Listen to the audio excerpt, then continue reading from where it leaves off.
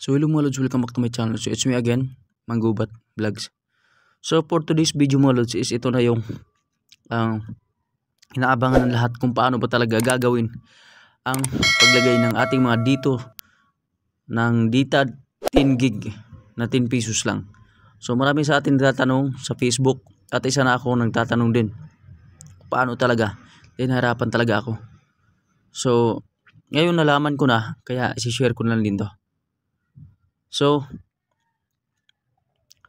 huwag na natin patagalin to dahil gusto ko nang ituro sa inyo to at shout out sa nagturo sa akin ito, kaya gusto ko lang din ituro sa inyo para hindi na kayo mahirapan magpapaload pa sa iba.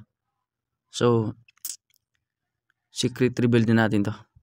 Okay, so ito mga load, sundan nyo lang ng maayos para mapagana nyo yung dito sim nyo na wala pang data gig 10 gig data 10 gig.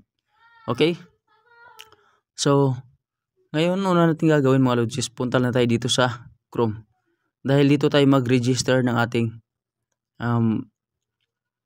SIM card. So nandito na nga mga lods, so continue browsing, yan na yung Omni Partner. So yan na yung link na papasukan natin. So mamaya ilagay ko na lang sa comment section yung link na yan para diretso na kayo pag pinindot nyo yan. So pag pinindot nyo yung sa comment section mismo, so mapupunta kayo dito sa automatic agad dito, ayan. So ayan na, dito kayo mapupunta kapag kiniklik nyo link sa nakapin ng comment section sa aking video na to.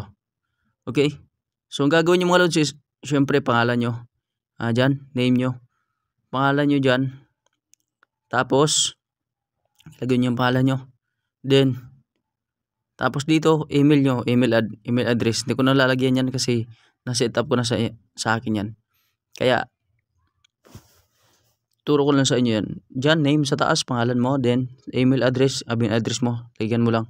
Then dito register mobile number, so ilagay mo yung dito number dito, yung dito SIM mo ilagay mo dito. Tanggalin mo yung tanggalin mo mga lods yung plus 63, ilagay mo lang ng 0, 09, ganyan para gumana siya. So dito sa region, so lagyan mo lang NCR ang ilagay mo dyan. Tapos NCR, then NCR City of Manila, then City of Manila, okay lang natin. Then Sampaloc, oops, mali yun. Mali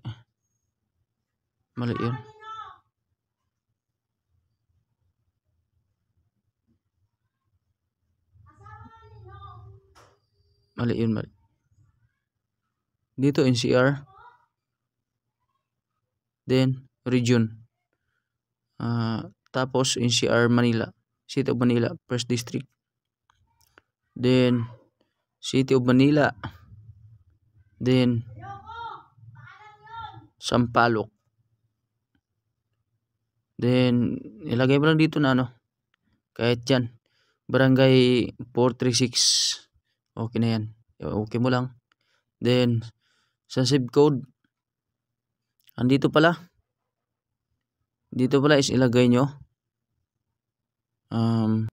dito sa address, ilagay nyo dito sa address is 10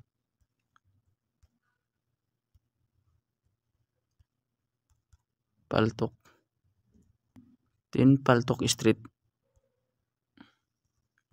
yan ang nilagay nyo. Tapos dito sa zip code 1008, yan.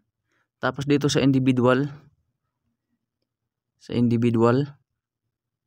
business type, ilagay mo individual. Dito sa business type, ilagay mo lang individual din, okay. Tapos T-number, huwag mo na lagyan yan. So pagkatapos na, agree mo lang.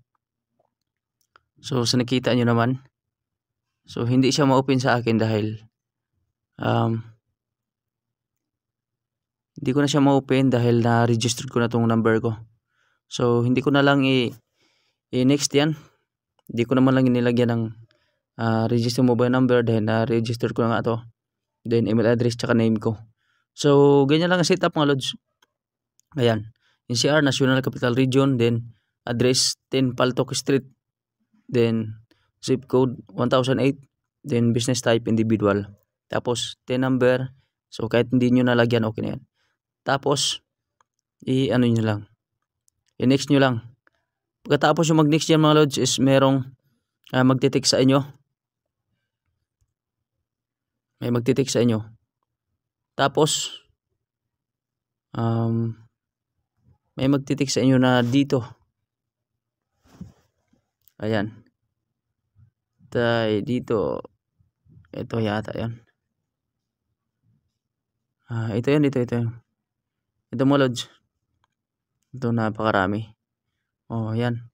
Marami yung ng OTP. Ayan.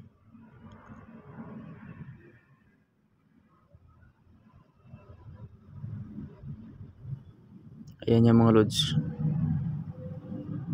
Ayan, ang dami niyan. There you sure you have successfully logged into system. Ayan, their partner, the official receipt. Oh, ayan. Ayan.